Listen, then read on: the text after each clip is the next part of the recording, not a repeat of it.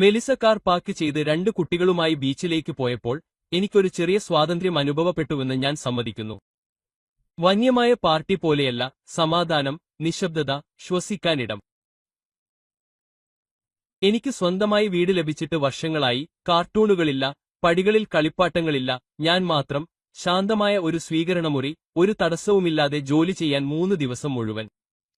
ആഴ്ചകളായി മെലിസ യാത്ര പ്ലാൻ ചെയ്തിരുന്നു. കുട്ടികൾക്ക് ഒരു യഥാർത്ഥ ഇടവേള ആവശ്യമാണെന്ന് അവൾ പറഞ്ഞു. മണൽ കോട്ടകൾ, സൺബ്ലോക്ക്, കടൽ ഷെല്ലുകൾ, മുഴുവൻ 9 യാർഡ്. കാലഹരണപ്പെട്ട ചില പ്രോജക്റ്റുകളിൽ ഞാൻ പിന്നോട്ടു പോയി. പക്ഷേ ഉള്ളിൽ ഞാൻ സമ്മതിക്കാൻ ആഗ്രഹിക്കുന്നതിലും കൂടുതൽ നിശ്ചലയ്ക്കായി ഞാൻ കാത്തിരുന്നു. ആ ആദ്യ രാത്രിയിൽ സ്പ്രെഡ്ഷീറ്റുകൾ സംഘടിപ്പിക്കുന്നതിന്റെ പകുതി സമയത്തായിരിക്കുമ്പോഴാണ് ഞാൻ മുട്ടുന്നത് കേട്ടത്.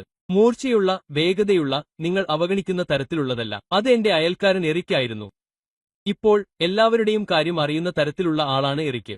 കൃത്യമായി ശല്യപ്പെടുത്തുന്ന രീതിയിലല്ല, അയൽപ്പക്ക സുരക്ഷാ ഉദ്യോഗസ്ഥരെ പോലെ. ആരാണ് പട്ടണത്തിന് പുറത്തുള്ളതെന്നും ഒരു നായയെ കാണാതാകുമ്പോൾ ആരുടെ കാർ രസകരമായി പാർക്ക് ചെയ്തിരിക്കുന്നതെന്നും അവനെ എല്ലായ്പ്പോഴും അറിയാം. ഇന്ന് രാത്രി അവൻ വയർ വഴിയരികിൽ ഇരിക്കുന്നതായി തോന്നി. അവൻ സംസാരിക്കുന്നതിനിടയിൽ അവന്റെ കണ്ണുകൾ എന്റെ പിന്നിലേക്ക് പാഞ്ഞു. ഹേയ് മനുഷ്യ, അവൻ പറഞ്ഞു. വീടിന് ചുറ്റും കുറച്ച് ക്യാമറകൾ സ്ഥാപിച്ചു കഴിഞ്ഞു. ഇപ്പോൾ ഒന്ന് മുൻവശത്തെ വരാന്തയിലേക്ക് അഭിമുഖമായി വെച്ചിരിക്കുന്നു. സുരക്ഷിതത്വം തോന്നുന്നു, നിനക്കറിയാമോ? Double coat. ഞാൻ മാന്യമായി തലയാട്ടി. സത്യസന്ധമായി പറഞ്ഞാൽ അത് അമിതമായി തോന്നിയെങ്കിലും ഞങ്ങൾ ശാന്തമായ ഒരു പ്രാന്തപ്രദേശത്താണ് താമസിച്ചിരുന്നത്. ഇവിടെ ഒരിക്കലും ഒന്നും സംഭവിച്ചില്ല. എറിക്ക് പിന്മാറിയില്ല. നിന്റെ ഭാര്യയും കുട്ടികളും പട്ടണത്തിന് പുറത്തായതിനാൽ നീയും അത് ചെയ്യണം, അവൻ നിർബന്ധിച്ചു. അത് സുരക്ഷിതമല്ലെന്ന് നിങ്ങൾ കരുതുന്നു. എന്റെ ഒരു സുഹൃത്ത് കഴിഞ്ഞ മാസം ഒരു മോഷണം നടത്തി. അവന്റെ പകുതി സാധനങ്ങൾ തീർന്നുപോകുന്നതുവരെ പോലും അറിഞ്ഞിരുന്നില്ല. ഈ ക്യാമറകൾ നിങ്ങളുടെ ഫോണിൽ നിന്ന് പരിശോധിക്കാൻ അവർ നിങ്ങളെ അനുവദിക്കുന്നു. Live feed. അത് മനസ്സമാധാനമാണ്, മനുഷ്യ. Double quote. എനിക്കറിയാത്ത എന്തോ ഒന്ന് അയാൾക്ക് അറിയാമെന്ന് തോന്നുന്നു. ഞാൻ അത് ചിരിച്ചു തള്ളി. പക്ഷേ ആ രാത്രി വൈകി, ആ ആശയം കുടുങ്ങി. ഞാൻ ഓൺലൈനിൽ സുരക്ഷാ സംവിധാനങ്ങളിലൂടെ സ്ക്രോൾ ചെയ്തു. ഒന്ന് എന്റെ ശ്രദ്ധ പിടിച്ചുപറ്റി. ചെറുത്, ലളിതം, 1 മണിക്കൂറിനുള്ളിൽ സജ്ജീകരിക്കാനും എന്റെ ഫോണിലേക്ക് നേരിട്ട് സ്ട്രീം ചെയ്യാനും കഴിയും. ഞാൻ അത് വാങ്ങി. എന്തുകൊണ്ട്? എനിക്കറിയില്ലായിരുന്നു. എറിക്ക് കാരണമായിരിക്കാം. വീട് വളരെ നിശബ്ദമായി തോന്നിയതുകൊണ്ടാകാം. അല്ലെങ്കിൽ എന്റെ ഉള്ളിലെ എന്തോ ഒന്ന് എന്താണ് സംഭവിക്കുന്നതെന്ന് ഇതിനകം അറിയാമായിരുന്നു. ഞാൻ മെലിസയോട് പറഞ്ഞില്ല. ഞാൻ അങ്ങനെ വിചാരിച്ചതുപോലുമില്ല. 2 ദിവസത്തിനു ശേഷം ക്യാമറകൾ എത്തിയപ്പോൾ ഈ വിചിത്രമായ അടിയന്തരാവസ്ഥയോടെ ഞാൻ അവ സജ്ജമാക്കി. ഒന്ന് മുൻവാതിലിനടുത്തും ഒന്ന് ഗാരേജിനടുത്തും മറ്റൊന്ന് പിൻവശത്തും. ഞാൻ എന്റെ ഫോണിലെ ആപ്പ് പരീക്ഷിച്ചു, വീടിലൂടെ നടന്നു, ആംഗിളുകൾ ക്രമീകരിച്ചു. എല്ലാം കൃത്യമായി പ്രവർത്തിച്ചു. ഞാൻ ആ രാത്രി സ്വീകരണമുറിയിൽ നിന്നുകൊണ്ട് എന്റെ ഫോൺ സ്ക്രീനിലേക്ക് നോക്കി. എന്റെ വീടിന്റെ എല്ലാ കോണുകളും കാണിക്കുന്ന 4 നിശബ്ദ പെട്ടികൾ. അത് നിയന്ത്രണം പോലെ തോന്നേണ്ടതായിരുന്നു. അത് എനിക്ക് സുരക്ഷിതത്വം തോന്നിപ്പിക്കേണ്ടതായിരുന്നു. പകരം എനിക്ക് കാണാൻ കഴിയാത്ത എന്തോ ഒന്ന് ഞാൻ എന്റെ ജീവിതത്തിലേക്ക് ക്ഷണിച്ചതുപോലെ തോന്നി. മെലിസയും കുട്ടികളും 3 ദിവസത്തിനു ശേഷം തിരിച്ചെത്തി. അവർ വാതിൽ കടന്ന നിമിഷം വീട് വീണ്ടും ശബ്ദത്താൽ നിറഞ്ഞു.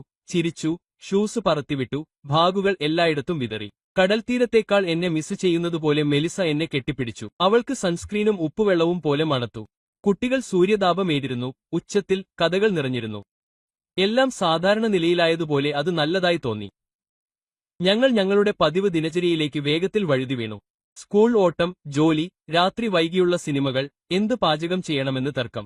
കുറച്ചുനേരം ക്യാമറകളെക്കുറിച്ച് ഞാൻ ചിന്തിച്ചതേയില്ല. അവർ പശ്ചാത്തലത്തിൽ ഓയിട്ടി, നിശബ്ദരായി, മറന്നുപോയി. പിന്നെ ഒരു ചൊവ്വാഴ്ച രാവിലെ എന്റെ തലയിൽ എന്തോ ഒന്ന് കയറി. ഒരു വിചിത്രമായ ഓർമ്മപ്പെടുത്തൽ. അവർ വീട്ടിലെത്തിയതിനു ശേഷം ഞാൻ ദൃശ്യങ്ങൾ നോക്കിയിരുന്നില്ല. വെറും കൗതുകത്താൽ ഞാൻ എന്റെ ഫോണിൽ ആപ്പ് തുറന്നു. അപ്പോഴാണ് ഞാൻ അവനെ കണ്ടത്. ചാരനിറത്തിലുള്ള ഹൂഡിയും ജീൻസും ധരിച്ച, ഉയരമുള്ള, മെലിഞ്ഞ ഒരു മനുഷ്യൻ. അയാൾ ആ സ്ഥലം സ്വന്തമാക്കിയതുപോലെ ഞങ്ങളുടെ മുൻവാതിലിലൂടെ നടന്നു. കുട്ടികൾ സ്കൂളിൽ പോകുമ്പോൾ അത് സംഭവിച്ചതായി ടൈം സ്റ്റാമ്പ് കാണിച്ചു. മെലിസ വീട്ടിൽ തനിച്ചായിരിക്കേണ്ടതായിരുന്നു. ഞാൻ മരവിച്ചുകൊണ്ട് സ്ക്രീനിലേക്ക് നോക്കി. അവൻ ഒരു ഡെലിവറി ബോയ് ആയിരുന്നില്ല. അവന്റെ കൈവശം ഒരു ക്ലിപ്ബോർഡോ യൂണിഫോമോ ഇല്ല. വഴിതെറ്റിയതുപോലെ അവൻ ചുറ്റും നോക്കിയില്ല. സ്ഥലം അറിയാവുന്നതുപോലെ അവൻ നീങ്ങി. ബാക്കി ദൃശ്യങ്ങൾ ഞാൻ പരിശോധിച്ചു. അവൻ 1 മണിക്കൂറോളം താമസിച്ചു. ഒരിക്കൽ പോലും ക്യാമറയിലേക്ക് നോക്കിയില്ല. മുറിയിൽ നിന്ന് മുറിയിലേക്ക് മാറി, പതുക്കെ, കാഷ്വൽ, സുഖകരമായി. ഞാൻ ശ്വസിക്കാൻ ശ്രമിച്ചു. ഒരുപക്ഷെ അദ്ദേഹം ഇലക്ട്രിക് കമ്പനിയിൽ നിന്നുള്ള ഒരാളായിരിക്കാം. മെലിസ ഒരു റിപ്പയർ പ്ലാൻ ചെയ്തിരിക്കാം. അതിനെക്കുറിച്ച് പറയാൻ മറന്നുപോയിരിക്കാം. പക്ഷേ അയാളുടെ എന്തോ ഒന്ന്, അയാളുടെ ശരീരഭാഷ, അടുക്കള കൗണ്ടറിൽ തൊടുന്ന രീതി, പടിക്കെട്ടിനടുത്ത് നിൽക്കുന്ന രീതി എന്നിവ ശരിയല്ലായിരുന്നു. ആ രാത്രി ഞാൻ മെലിസയോട് ഒരു വാക്കുപോലും പറഞ്ഞില്ല. ഒന്നും തെറ്റില്ലാത്തതുപോലെ ഞാൻ അവളുടെ അരികിൽ സോഫയിലിരുന്നു. ഞങ്ങൾ ഒരു സിനിമ കണ്ടു. അവൾ ആ മണ്ടൻ തമാശകൾ കേട്ട് ചിരിച്ചു. ഞാൻ തിരിച്ചു പുഞ്ചിരിച്ചു, പക്ഷേ അകത്ത് ഞാൻ എന്റെ തലയിൽ ആ ദൃശ്യങ്ങൾ വീണ്ടും വീണ്ടും കണ്ടുകൊണ്ടിരുന്നു. അവൾ ഒന്നും പറഞ്ഞില്ല. വീട്ടിൽ ആരും ഉണ്ടെന്ന് ഒരു പരാമർശവുമില്ല. അടുത്ത ദിവസം ഞാൻ ദൃശ്യങ്ങൾ വീണ്ടും പരിശോധിച്ചു. ഒന്നുമില്ല. അതിന്റെ പിറ്റേന്നും അങ്ങനെ തന്നെ. ഞാൻ അമിതമായി ചിന്തിക്കുകയാണെന്ന് ഞാൻ സ്വയം പറഞ്ഞു. പിന്നീട് 2 ദിവസം കഴിഞ്ഞ് അയാൾ തിരിച്ചുവന്നു. അതേ മനുഷ്യൻ, അതേ ഹൂഡി, അതേ സാധാരണ നടത്തം, അയാൾക്ക് പോലെ. ഇത്തവണ ഒഴികെ ഞാൻ മുമ്പ് കണ്ടിട്ടില്ലാത്ത എന്തോ ഒന്ന് ഞാൻ ശ്രദ്ധിച്ചു. അയാൾ നേരെ ഞങ്ങളുടെ സ്വീകരണമുറിയിലേക്ക് നടന്നു, കാത്തിരിക്കുന്നതുപോലെ നിർത്തി. പിന്നെ അയാൾ മുകളിലേക്ക് നോക്കി. ഒരു നിമിഷം ക്യാമറയിലേക്ക് നോക്കി പുഞ്ചിരിച്ചു. ആ പുഞ്ചിരി മനസ്സിലാക്കാൻ ശ്രമിച്ചുകൊണ്ട് ഞാൻ വളരെ നേരം സ്ക്രീനിലേക്ക് നോക്കി. അതൊരു സൗഹൃദ പുഞ്ചിരിയായിരുന്നില്ല. അതൊരു തരി പോലും മങ്ങിയതായിരുന്നില്ല. അത് നിശബ്ദവും വിചിത്രവുമായിരുന്നു. ഞാൻ കാണുന്നുണ്ടെന്ന് അയാൾക്ക് അറിയാമായിരുന്നു, എന്നെ പ്രതീക്ഷിച്ചതുപോലെ. പിന്നെ അവൻ ഫ്രെയിമിൽ നിന്ന് പുറത്തേക്ക് നടന്നു. ഇത് ഒരു പതിവ് സന്ദർശനം പോലെ. ആപ്പ് അടച്ചതിനു ശേഷം മണിക്കൂറുകളോളം ആ പുഞ്ചിരി എന്റെ മനസ്സിൽ തങ്ങി. ഞാൻ മെലിസയെ നേരിട്ടില്ല. എനിക്ക് വേണം. ദൈവമേ, എനിക്ക് വേണം. പക്ഷേ എന്നിലെ എന്തോ ഒന്ന് കാത്തിരിക്കാൻ പറഞ്ഞു. അവളുടെ ഉത്തരം എന്തുതന്നെയായാലും ഞാൻ തയ്യാറായിരുന്നില്ല. അതിനാൽ ഞാൻ നിശബ്ദത പാലിച്ചു. ഞാൻ പുഞ്ചിരിച്ചു. ഞാൻ കുട്ടികളുമായി കളിച്ചു. ഒരു അപരിചിതൻ എന്റെ വീട്ടിലേക്ക് നടക്കുന്നത് ഞാൻ കണ്ടിട്ടില്ലാത്തതുപോലെ അഭിനയിച്ചു. എന്റെ ഭാര്യയോട് പറയാതെ ഞാൻ സ്ഥാപിച്ച ക്യാമറയുടെ കണ്ണിലേക്ക് നേരിട്ട് നോക്കി. ആ രാത്രി ഞാൻ കഷ്ടിച്ചുറങ്ങി. ഞാൻ മെലിസയുടെ അടുത്ത് കിടന്ന് അവളുടെ ശ്വാസോച്ഛ്വാസം ശ്രദ്ധിച്ചു. ലോകത്തിൽ ഒന്നും തെറ്റില്ലെന്ന് പോലെ അവളുടെ കൈ എന്റെ നെഞ്ചിൽ മൃദുവായി അമർന്നു. ഒന്നുമില്ലെന്ന് വിശ്വസിക്കാൻ ഞാൻ ആഗ്രഹിച്ചു. പക്ഷേ ഞാൻ മാറ്റിവെച്ച അസ്വസ്ഥത വേരൂന്നിയിരുന്നു. എനിക്കത് കുലുക്കാൻ കഴിഞ്ഞില്ല. എന്റെ മൂക്കിന് താഴെ എന്റെ സ്വന്തം വീട്ടിൽ എന്തോ സംഭവിക്കുന്നുണ്ടെന്ന പതുക്കെ വളരുന്ന സംശയം എനിക്ക് അവഗണിക്കാൻ കഴിഞ്ഞില്ല. പിറ്റേന്ന് രാവിലെ എനിക്ക് ചെയ്യേണ്ടതുണ്ടെന്ന് എനിക്കറിയാമായിരുന്നതുപോലെ ഞാൻ ചെയ്തു. കൂടുതൽ ക്യാമറകൾ ഓർഡർ ചെയ്തു, ഇത്തവണ ചെറിയവ. മെച്ചപ്പെട്ട ആംഗിളുകൾ മറച്ചു. ഒന്ന് ലിവിംഗ് റൂമിലേക്ക് പോയി, ഒരു പുസ്തക ഷെൽഫിൽ മറച്ചു, മറ്റൊന്ന് ഇടനാഴിയിൽ. അവസാനത്തേത് കിടപ്പുമുറി. അത് ഏറ്റവും വേദനിപ്പിച്ചു. പക്ഷേ എനിക്ക് സത്യം ആവശ്യമായിരുന്നു. അത് എന്നെ പകുതിയായി മുറിച്ചാലും. ഞാൻ മെലിസയോട് ഒരു വാക്കുപോലും പറഞ്ഞില്ല. അത് വെറും നിരീക്ഷണമാണെന്ന് ഞാൻ സ്വയം പറഞ്ഞു. ഞാൻ ഒളിഞ്ഞു നോക്കുന്നില്ല. ഞാൻ സംരക്ഷിക്കുകയായിരുന്നു. പക്ഷേ അത് ഒരു നുണയായിരുന്നു. ഞാൻ അടുത്തില്ലാത്തപ്പോൾ എന്താണ് സംഭവിക്കുന്നതെന്ന് എനിക്കറിയണമായിരുന്നു. അവൾ എന്നോട് പറയാത്തത്. എനിക്കത് എന്റെ സ്വന്തം കണ്ണുകൊണ്ട് കാണണമായിരുന്നു. ജോലിക്ക് പോയതിനു ശേഷം എല്ലാ ദിവസവും രാവിലെ ഞാൻ ദൃശ്യങ്ങൾ പരിശോധിച്ചു. കുറച്ച് ദിവസത്തേക്ക് ഒന്നുമില്ല. മെലിസ തുണി അലക്കുന്നു, ടിവി കാണുന്നു, ഉച്ചഭക്ഷണം ഉണ്ടാക്കുന്നു, എല്ലായ്പ്പോഴും എന്നപോലെ അവളുടെ ഫോണിൽ സ്ക്രോൾ ചെയ്യുന്നു. അസ്ഥാനത്തൊന്നുമില്ല. സംശയാസ്പദമായി ഒന്നുമില്ല. പിന്നെ 7-ാം ദിവസം വന്നു. കുട്ടികൾ ഇതിനകം സ്കൂളിലേക്ക് പോയി. മെലിസ വീട്ടിൽ തനിച്ചായിരുന്നു. ഞാൻ എപ്പോഴും ചെയ്യുന്നതുപോലെ ആപ്പ് തുറന്നു. ഒന്നുമില്ലാത്ത മറ്റൊരു ശാന്തമായ ദിവസം പ്രതീക്ഷിച്ചു. പക്ഷേ അവൻ വീണ്ടും അവിടെ ഉണ്ടായിരുന്നു. അതേ ഹൂഡി, അതേ നടത്തം, എന്റെ വീട്ടിലേക്ക് ഒരു താക്കോൽ കിട്ടിയതുപോലെ നടന്നു. ഇത്തവണ അവൻ കൂടുതൽ നേരം നിന്നു. അടുത്തതായി ഞാൻ കണ്ടത് എന്റെ ലോകത്തെ കീഴ്മേൽ മറിച്ചു. അവൻ കിടപ്പുമുറിയിലേക്ക് നടന്നു. മെലിസ അവനെ പിന്തുടർന്നു.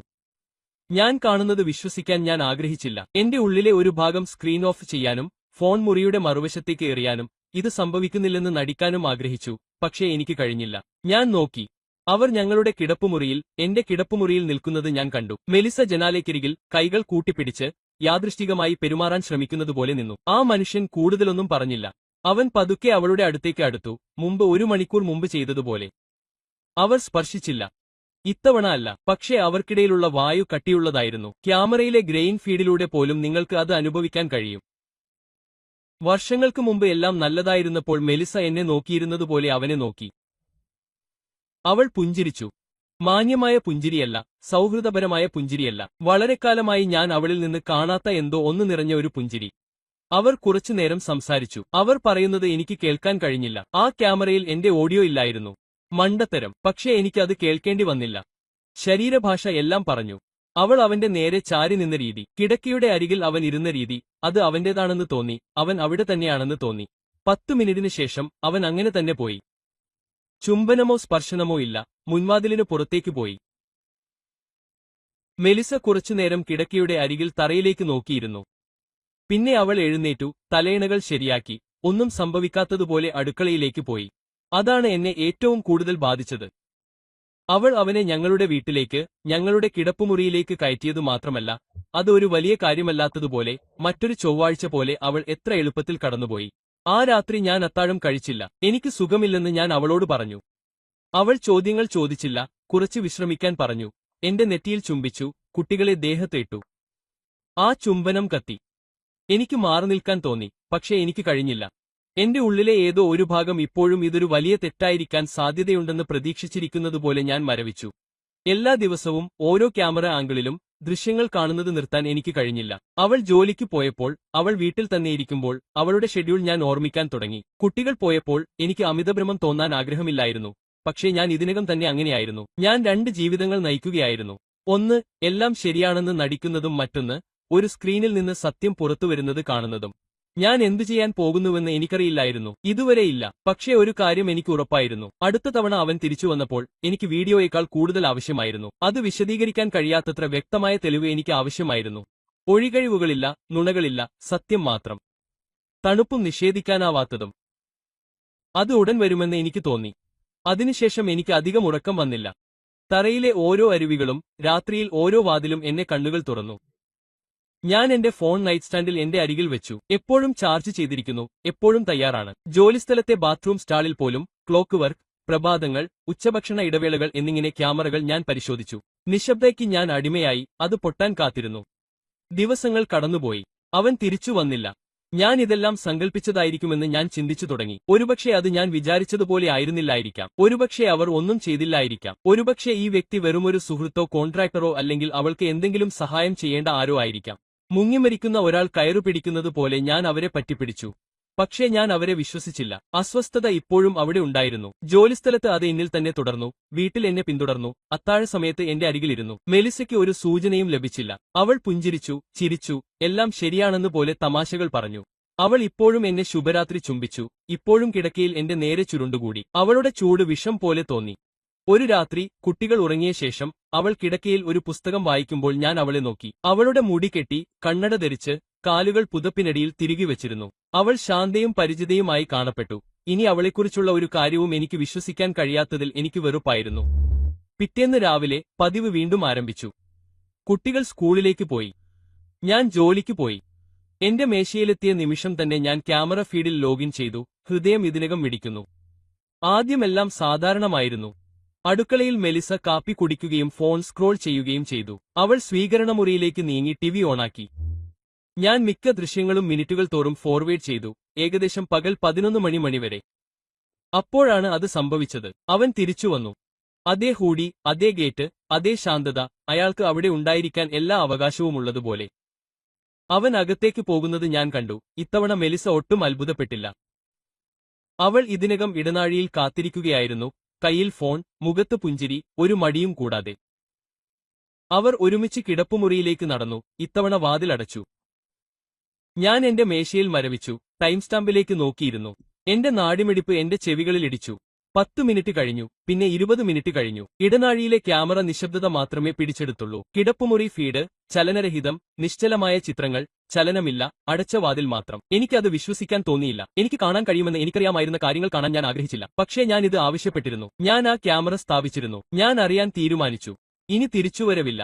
ഉച്ചയ്ക്ക് 12 മണി കഴിഞ്ഞ് 7 മിനിറ്റിന് വാതിൽ തുറന്നു. അവൻ ആദ്യം പുറത്തേക്ക് നടന്നു. 1 മിനിറ്റ് കഴിഞ്ഞ് മെലിസ അവളുടെ മുടി താഴ്ത്തി, മറ്റൊരു ഷർട്ട് ധരിച്ചു. അവൾ അടുക്കളയിലേക്ക് നടന്നു. ഒന്നും സംഭവിച്ചിട്ടില്ലാത്തതുപോലെ, തുണി മടക്കി വെച്ചതുപോലെ ഒരു ഗ്ലാസ് വെള്ളം ഒഴിച്ചു. ഞാൻ എന്റെ മേശപ്പുറത്ത് ഇരുന്നു, കയ്യിൽ ഫോൺ, എന്റെ അടിയിൽ നിന്ന് തറ പറിച്ചെടുത്തതുപോലെ തോന്നി. ഞാൻ അനങ്ങിയില്ല. ഞാൻ സംസാരിച്ചില്ല. എന്റെ ശരീരം മുഴുവൻ മരവിച്ചുപോയി. അത് യഥാർത്ഥമായിരുന്നു. എല്ലാം. ഇപ്പോൾ എനിക്ക് അത് എന്തു ചെയ്യണമെന്ന് തീരുമാനിക്കേണ്ടി വന്നു. അന്ന് ജോലി കഴിഞ്ഞ് ഞാൻ വീട്ടിലേക്ക് പോയില്ല. സ്റ്റിയറിംഗ് വീലിൽ നോക്കി 1 മണിക്കൂറിലധികം പാർക്കിംഗ് സ്ഥലത്ത് എന്റെ ട്രക്കിൽ ഇരുന്നു. എല്ലാം സാധാരണമാണെന്ന് നടിച്ച് എനിക്ക് ആ മുൻവാതിലിലൂടെ നടക്കാൻ കഴിഞ്ഞില്ല. വീണ്ടും അങ്ങനെയല്ല. ചിന്തിക്കാനും ശ്വസിക്കാനും എന്റെ അടുത്ത നീക്കം മനസ്സിലാക്കാനും എനിക്ക് സമയം ആവശ്യമായിരുന്നു. മെലിസ ഏകദേശം രാവിലെ 6 മണിയോടെ മെസ്സേജ് അയച്ചു. എല്ലാം ശരിയാണോ? ഞാൻ അത്താഴം തുടങ്ങണോ? ഞാൻ മെസ്സേജിലേക്ക് നോക്കി, എന്നിട്ട് തിരികെ ടൈപ്പ് ചെയ്തു, വൈകി വരുന്നു. ഞാനില്ലാതെ എന്തെങ്കിലും എടുക്കൂ. Double quote. അവൾ ഹൃദയസ്പർശിയായ ഇമോജിയോടെ മറുപടി നൽകി. അതിന്റെ ആവേശം, ആ ശാന്തവും കാഷ്വൽ ടോണും അവൾ മറ്റൊരാളെ ഞങ്ങളുടെ വീട്ടിലേക്ക്, ഞങ്ങളുടെ കിടക്കയിലേക്ക് ക്ഷണിച്ചില്ല എന്നതുപോലുള്ളത്. അത് എന്റെ കൈകൾ കോപത്താൽ വിറപ്പിച്ചു. ഒടുവിൽ ഞാൻ തടാകത്തിലേക്ക് വണ്ടിയോടിച്ചു. ഞാൻ അരികിൽ പാർക്ക് ചെയ്തു, വെള്ളത്തെ നോക്കി, നിശബ്ദതയോടെയിരുന്നു. അപ്പോഴാണ് അത് ശരിക്കും നിലംപതിച്ചത്. ഇതൊരു തെറ്റല്ല. അത് ബലഹീനതയുടെ ഒരു മണ്ടത്തരമായിരുന്നില്ല. ഇത് ആസൂത്രണം ചെയ്തതാണ്, ആവർത്തിച്ചതാണ്. ഇപ്പോൾ അവൾക്ക് സാധാരണമാണ്. അവൾ അത് വളരെ നന്നായി മറച്ചുവെച്ചിരുന്നു.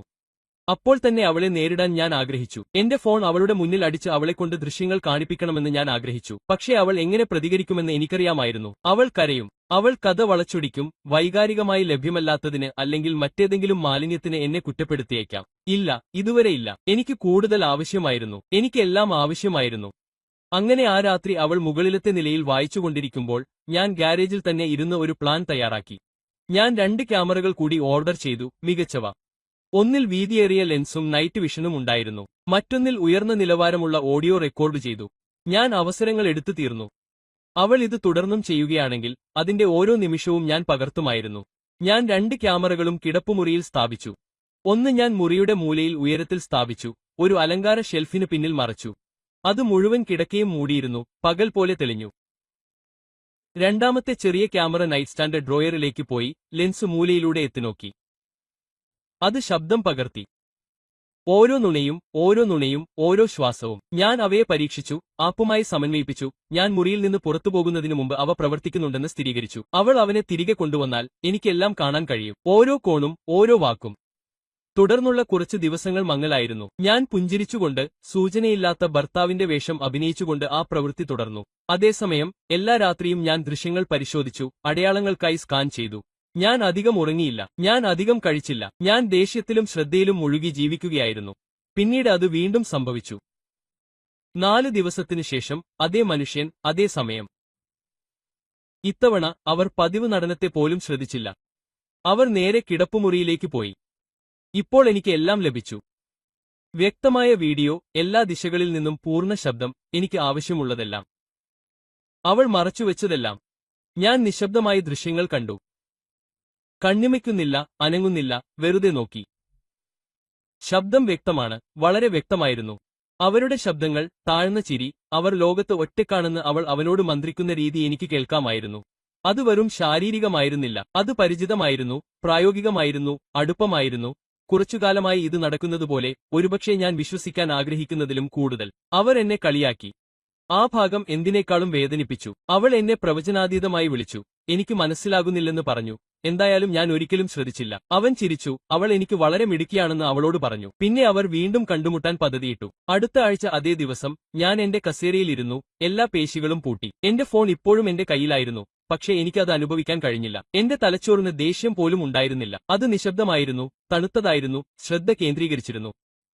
ഇനി സംശയങ്ങളൊന്നുമില്ല, ഒഴികഴിവുകൾക്ക് ഇടമില്ല, ക്ഷമിക്കാൻ ഇടമില്ല. ഞാൻ എല്ലാ ദൃശ്യങ്ങളും ഒരു ഡ്രൈവിലേക്ക് ബാക്കപ്പ് ചെയ്തു, പകർപ്പുകൾ എടുത്തു, എല്ലാം ക്ലൗഡിലേക്ക് അപ്ലോഡ് ചെയ്തു. അതിന്റെ ഒരു നിമിഷം പോലും നഷ്ടപ്പെടുത്താൻ ഞാൻ ആഗ്രഹിച്ചില്ല. ഞാൻ തെളിവുകൾ ശേഖരിക്കുകയായിരുന്നില്ല. ഞാൻ എനിക്ക് ചുറ്റും ഒരു മതിൽ പണിയുകയായിരുന്നു. നിയമപരമായ കാരണങ്ങളാൽ മാത്രമല്ല, എന്റെ മനസ്സിന്റെ സുബോധത്തിനും എനിക്ക് ഈ സംരക്ഷണം ആവശ്യമായിരുന്നു. കാരണം അവസാന ശ്വാസം വരെ ഞാനിത് രേഖപ്പെടുത്തിയില്ലെങ്കിൽ എനിക്ക് എന്റെ സ്വന്തം കണ്ണുകളെ സംശയിക്കാൻ തുടങ്ങിയേക്കാം. ഞാൻ അവൾക്ക് ആ അവസരം നൽകാൻ പോകുന്നില്ല. ആ രാത്രി ഞാൻ വീട്ടിലെത്തിയപ്പോൾ ഞാൻ സാധാരണ പോലെ പെരുമാറി. ഞാൻ കുട്ടികളെ കെട്ടിപ്പിടിച്ചു, അത്താഴം കഴിച്ചു, മെലിസയോട് അവളുടെ ദിവസത്തെക്കുറിച്ച് ചോദിച്ചു. അവൾ പുഞ്ചിരിച്ചു, അത് ക്രമരഹിതമായിരുന്നുവെന്ന് പറഞ്ഞു. അവൾ വീട് വൃത്തിയാക്കിയതായി എന്നോട് പറഞ്ഞു. ഒരു പാചക പരിപാടി കണ്ടു. മറ്റൊന്നും പരാമർശിച്ചില്ല. ഇപ്പോൾ അവളുടെ നുണകൾ വളരെ എളുപ്പത്തിൽ വന്നു. അവൾ സംസാരിക്കുമ്പോൾ ഞാൻ അവളുടെ മുഖം നോക്കി. ഓരോ കണ്ണിറുക്കലും, ഓരോ കള്ളച്ചിരിയും. എത്ര തവണ അവൾ മുമ്പ് ഇങ്ങനെ കള്ളം പറഞ്ഞിട്ടുണ്ടാകും, എത്ര നേരം വിയർക്കാതെ എന്നെ കബളിപ്പിക്കാൻ അവൾക്ക് കഴിഞ്ഞിട്ടുണ്ടാകും എന്ന് ഞാൻ ചിന്തിച്ചു. പക്ഷേ ഞാൻ ഇനി വഞ്ചിക്കപ്പെട്ടിട്ടില്ലെന്ന് അവൾക്കറിയില്ലായിരുന്നു. അവളുടെ രഹസ്യങ്ങൾ എല്ലാ കോണുകളിൽ നിന്നും ഞാൻ കണ്ടിട്ടുണ്ടെന്നും, ഓരോ വാക്കും കേട്ടിട്ടുണ്ടെന്നും, ഓരോ ചലനവും നിരീക്ഷിച്ചിട്ടുണ്ടെന്നും ഞാൻ അഭിനയിച്ചു തീർന്നിരിക്കുന്നുവെന്ന് അവൾക്കറിയില്ലായിരുന്നു.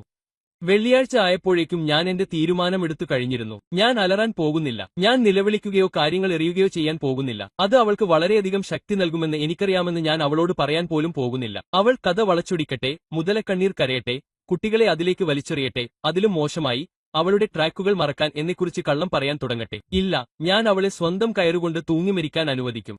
അന്ന് രാവിലെ പതിവുപോലെ ജോലിക്ക് പോയി, എന്റെ ബാഗ് പാക്ക് ചെയ്തു, കുട്ടികളോട് ചുംബിച്ചു, മെലിസയോട് പറഞ്ഞു, ഞാൻ വീട്ടിലെത്താൻ വൈകിയേക്കാം. അവൾ പുഞ്ചിരിച്ചുകൊണ്ട് പറഞ്ഞു, അധികം ജോലി ചെയ്യരുത്. പതിവിലും ഒരു നിമിഷം ഞാൻ അവളെ നോക്കി. അവൾ ശ്രദ്ധിച്ചില്ല, അല്ലെങ്കിൽ ശ്രദ്ധിച്ചിരിക്കാം, പക്ഷേ അവൾ അത് കാര്യമാക്കിയില്ല. ട്രക്കിൽ വെച്ച് ഞാൻ ഒരു കോൾ ചെയ്തു. മുമ്പ് പോലീസായിരുന്ന എന്റെ ഒരു സുഹൃത്ത് ഇപ്പോൾ സ്വകാര്യ സെക്യൂരിറ്റിയിൽ ജോലി ചെയ്യുന്നു. എന്റെ വീടിന് എതിർവശത്ത് ക്യാമറയുമായി ഇരിക്കാൻ ഒരാളെ ആവശ്യമാണെന്ന് ഞാൻ അവനോട് പറഞ്ഞു. അവൻ അധികം ചോദ്യങ്ങൾ ചോദിച്ചില്ല. അവൻ പറഞ്ഞു, എത്ര സമയമാണ്? ഞാൻ അവന് എല്ലാം നൽകി. സമയ ഫ്രെയിമുകൾ, ആളുടെ വിവരണം, എനിക്ക് വേണ്ട ആംഗിൾ. അകത്തെ ദൃശ്യങ്ങൾ മാത്രം വേണ്ടായിരുന്നു. അവളുടെ കാമുകൻ പകൽ വെളിച്ചത്തിൽ എന്റെ വീട്ടിലേക്ക് നടന്നുവരുമ്പോൾ പുഞ്ചിരിച്ചുകൊണ്ട് സുഖകരമായി മറ്റൊരു സന്ദർശനം പോലെ പിടിക്കപ്പെടണമെന്ന് ഞാൻ ആഗ്രഹിച്ചു. അകത്തെ വീഡിയോ കാണിക്കാൻ എനിക്ക് പുറത്തെ തെളിവ് ആവശ്യമായിരുന്നു. മുൻവാതിൽ പോലും അവർക്കായി തുറന്നിട്ടിരുന്നു. അത് ഭ്രാന്തമായി തോന്നുമെന്ന് എനിക്കറിയാം, പക്ഷേ അവൻ എപ്പോഴും ചെയ്യുന്നതുപോലെ കൃത്യമായി അകത്തേക്ക് നടക്കുന്നുണ്ടെന്ന് ഉറപ്പാക്കാൻ ഞാൻ ആഗ്രഹിച്ചു. സംശയമില്ല, തടസ്സങ്ങളില്ല, ആത്മവിശ്വാസം മാത്രം. ഇപ്പോൾ അവർക്ക് അത് എത്രത്തോളം സ്വാഭാവികമാണെന്ന് പകർത്താൻ ഞാൻ ആഗ്രഹിച്ചു, ഞാൻ നിലവിലില്ലാത്തതുപോലെ. ദിവസം മുഴുവൻ ഞാൻ എന്റെ ഓഫീസിലിരുന്നു, നിശ്ചലമായി ഇരിക്കാൻ പോലും കഴിയാതെ ചെലവഴിച്ചു. എന്റെ ഫോൺ എന്റെ മേശപ്പുറത്ത് തന്നെ തുടർന്നു. ശബ്ദം വർദ്ധിച്ചു. ഏകദേശം പകൽ 12 മണിയാകാൻ 13 മിനിറ്റിന് എന്റെ ആളുടെ ഒരു സന്ദേശം അവിടെ മുഴങ്ങി. അവൻ ഇവിടെയുണ്ട്. അയാളുടെ വീട് പോലെയാണ് അകത്തേക്ക് നടന്നത്. ഞാൻ മറുപടി പറഞ്ഞില്ല. വാക്കുകൾ നോക്കി നിന്നു, ഉള്ളിൽ എന്തോ ഒന്ന് മാറുന്നത് പോലെ. ഞാനും 1 മണിക്കൂർ കാത്തിരുന്നു. ഏകദേശം രാത്രി 1 മണി കഴിഞ്ഞ് 30 മിനിറ്റിന് അവൻ പോയി. എന്റെ ആളുടെ ക്യാമറയിൽ ഇതെല്ലാം പകർത്തി. അവൻ അകത്തു വരുന്നതും താമസിക്കുന്നതും ഒന്നും മറച്ചുവെക്കാനില്ലാത്തതുപോലെ തിരിച്ചു നടക്കുന്നതും. ഞാൻ അവനെ വിളിച്ചു പറഞ്ഞു, എല്ലാം എനിക്ക് അയച്ചു തരൂ. അവൻ പറഞ്ഞു, നിനക്കെല്ലാം കാണണമെന്ന് ഉറപ്പാണോ? ഞാൻ അവനോട് പറഞ്ഞു, എനിക്ക് ഇതിനകം കാണണം. ആ രാത്രി ഞാൻ നേരത്തെ വീട്ടിലെത്തി. മെലിസ അല്പം അത്ഭുതത്തോടെ സോഫയിൽ നിന്ന് മുകളിലേക്ക് നോക്കി, പക്ഷെ എന്തായാലും പുഞ്ചിരിച്ചു. ഹേയ്, നീ നേരത്തെ തിരിച്ചെത്തി. അതെ, ഞാൻ പറഞ്ഞു. എന്റെ കോഡ് അഴിച്ചുമാറ്റി. ഉച്ചയ്ക്ക് ഒരു മന്ദഗതിയിലായിരുന്നു. ഞങ്ങൾ എപ്പോഴും പോലെ അത്താഴം കഴിച്ചു. കുട്ടികൾ സ്കൂളിൽ കണ്ട എന്തോ ഒന്ന് ചിരിച്ചു. ടിവി കാണുമ്പോൾ അവൾ എന്റെ തോളിൽ ചാരി നിന്നു. പക്ഷെ അകത്ത് ഞാൻ അവരോടൊപ്പമില്ലായിരുന്നു. നാളെ രാവിലെ ഞാൻ ഒരു അഭിഭാഷകനെ വിളിക്കുമെന്നതിനാൽ ഞാൻ ഇതിനകം പോയിരുന്നു. എന്റെ കൈവശമുള്ളത് ഞാൻ അവനെ കാണിച്ചപ്പോൾ ഇതെല്ലാം കത്തിയെരിയാൻ പോകുകയായിരുന്നു. ശനിയാഴ്ച രാവിലെ നിശബ്ദമായിരുന്നു, വ്യാജമായി തോന്നുന്ന ഒരുതരം നിശബ്ദത. വീട് നിശ്ചലമായിരുന്നു. സൂര്യൻ ബ്ലൈൻഡുകളിലൂടെ ഒഴുകുന്നു. ഫ്രിഡ്ജിന്റെ മൂളൽ മാത്രം. മെലിസ അടുക്കളയിൽ കാപ്പി ഉണ്ടാക്കുകയായിരുന്നു. വ്യക്തമായ മനസ്സാക്ഷിയുള്ളവളെപ്പോലെ ഏതോ പാട്ടുമൂളി. ഞാൻ കുറച്ചുനേരം അവളെ നോക്കി. അവൾ വളരെ സാധാരണക്കാരിയായി കാണപ്പെട്ടു. ഞാൻ വിവാഹം കഴിച്ച സ്ത്രീയെപ്പോലെ, എന്റെ കുട്ടികളുടെ അമ്മയെപ്പോലെ. പക്ഷേ ഇപ്പോൾ ചാരനിറത്തിലുള്ള ഹൂഡി ധരിച്ച ആളെ കാണാതെ എനിക്ക് അവളെ നോക്കാൻ കഴിഞ്ഞില്ല. അവൾ പിന്നിൽ കിടപ്പുമുറിയുടെ വാതിൽ അടയ്ക്കുന്നത് കണ്ടു. ആരും ശ്രദ്ധിക്കുന്നില്ലെന്ന് അവൾ കരുതിയപ്പോൾ അവൾ അവനോടൊപ്പം ചിരിക്കുന്ന രീതി കേട്ടു. എന്റെ ഫൂട്ടേജ് തയ്യാറായിരുന്നു. എല്ലാ ക്യാമറ ആംഗിളുകളും സമന്വയിപ്പിക്കുകയും എന്റെ ടാബ്ലറ്റിൽ തന്നെ മുറിക്കുകയും ചെയ്തു. എന്റെ ജാക്കറ്റ് പോക്കറ്റിൽ ഒരു ഫ്ലാഷ് ഡ്രൈവിൽ ഒരു പകർപ്പുണ്ടായിരുന്നു. എന്റെ ട്രക്കിന്റെ ഗ്ലൗ ബോക്സിൽ മറ്റൊന്നും എനിക്ക് മാത്രം ആക്സസ് ചെയ്യാൻ കഴിയുന്ന ഒരു ക്ലൗഡ് ഫോൾഡറിലും ഒന്നുണ്ടായിരുന്നു. ഞാൻ സാധ്യതകൾ എടുത്തില്ല. അവൾ എന്റെ എതിർവശത്ത് മേശപ്പുറത്ത് ഇരുന്നു, കാപ്പി കുടിക്കുകയായിരുന്നു. മറ്റേതൊരു വാരാന്ത്യത്തിലെയും പോലെ അവളുടെ ഫോണിലൂടെ സ്ക്രോൾ ചെയ്തു. കുട്ടികൾ അവരുടെ സുഹൃത്തിന്റെ വീട്ടിലേക്ക് പോകുന്നതുവരെ ഞാൻ കാത്തിരുന്നു. ഞങ്ങൾ രണ്ടുപേരും ഒഴികെ വീട് ശൂന്യമായിരുന്നു. മെലിസ, ഞാൻ ശാന്തനായി പറഞ്ഞു, തണുത്തു. നമുക്ക് സംസാരിക്കണം. എന്റെ സ്വരത്തിൽ അവൾ അത്ഭുതപ്പെട്ട് മുകളിലേക്ക് നോക്കി. എന്താണ് കുഴപ്പം? ഞാൻ ഒന്നും പറഞ്ഞില്ല. ഞാൻ സ്ക്രീനിൽ തട്ടി. ദൃശ്യങ്ങൾ പ്ലേ ചെയ്യാൻ തുടങ്ങി. ആദ്യം അവൾ എന്താണ് നോക്കുന്നതെന്ന് അവൾക്ക് മനസ്സിലായില്ല. ഒരു സുരക്ഷാ ക്യാമറ ഫീഡ് മാത്രം. അപ്പോൾ ആ മനുഷ്യൻ ഞങ്ങളുടെ വീട്ടിലേക്ക് കയറി, ഇടനാഴിയിലൂടെ നടന്നു, ഞങ്ങളുടെ കിടപ്പുമുറിയിലേക്ക് കയറി. അവൾ പുഞ്ചിരിച്ചുകൊണ്ട് അവനെ പിന്തുടർന്നു. അവളുടെ മുഖത്ത് നിന്ന് രക്തമൊഴുകി. അവൾ എന്നെ നോക്കി, കണ്ണുകൾ വിടർത്തി, വായ തുറന്നു, പക്ഷെ ഒന്നും പുറത്തുവന്നില്ല.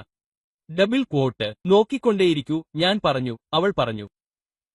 അവൾ വാതിൽ അടയ്ക്കുന്നത് നോക്കി, എല്ലാ കോണുകളിൽ നിന്നും ഇതെല്ലാം വീക്ഷിച്ചു. അവളുടെ ഇരട്ട ജീവിതത്തിന്റെ മുഴുവൻ ഭാരവും നിശബ്ദമായി വിരിയുന്നത് കാണുക. അവളുടെ കൈകൾ ഇപ്പോൾ അവളുടെ മടിയിൽ വിറയ്ക്കുന്നു. അവസാന ക്ലിപ്പ് അവസാനിച്ചപ്പോൾ ഞാൻ ഒന്നും പറഞ്ഞില്ല. എനിക്ക് പറയേണ്ട ആവശ്യമില്ലായിരുന്നു. സത്യം ഇതിനകം മുറിയിലുണ്ടായിരുന്നു. അവൾ ഒടുവിൽ സംസാരിച്ചു, ചെറിയ ശബ്ദത്തിൽ.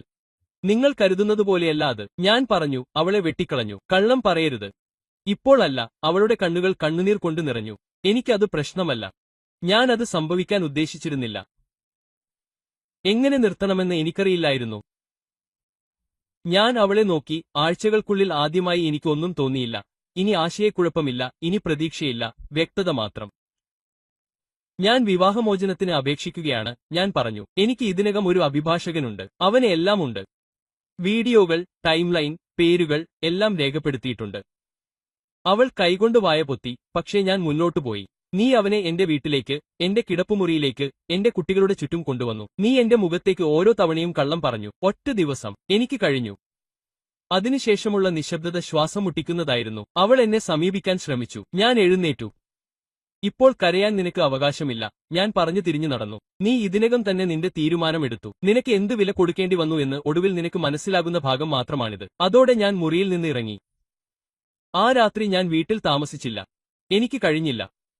ഞാൻ കണ്ടതിനു ശേഷം, കേട്ടതിനു ശേഷം, അവളോടൊപ്പം ഒരേ മേൽക്കൂരയിലിരിക്കുമ്പോൾ വെള്ളത്തിനടിയിൽ ശ്വസിക്കാൻ ശ്രമിക്കുന്നതുപോലെ തോന്നി. ഞാൻ ഒരു ബാഗ് പാക്ക് ചെയ്തു, എന്റെ ലാപ്ടോപ്പും ഫോണും എടുത്തുപോയി.